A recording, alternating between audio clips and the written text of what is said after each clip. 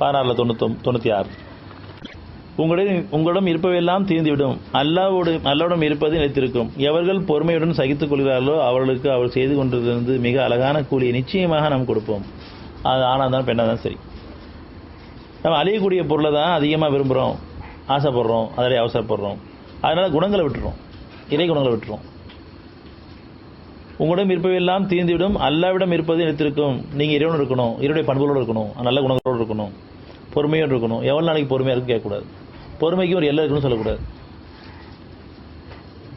நம்ம பொறுமைக்கு எல்லை இருக்குன்னு சொல்கிறோம், அப்போ இறைவனுக்கு ஒரு எல்லையை வைக்கிறோம். நம்ம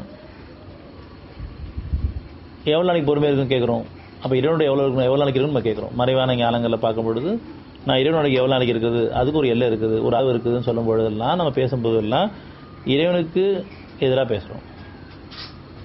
பொறுமைக்கு எல்லையே இல்லை, பொறுமைக்கு அளவும் கிடையாது.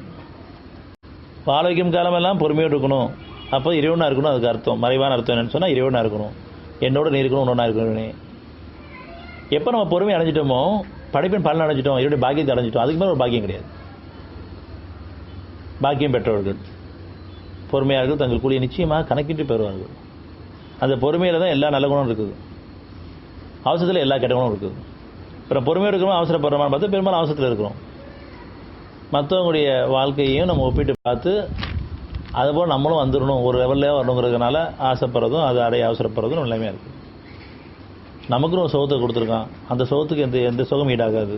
தெளிவான ஞானம் கொடுக்கப்பட்ட பின்னரும் திருப்பி பொருளடிப்பில் நம்ம போகும்பொழுது சோதனைக்கு உள்ளாக்கப்படுறோம்.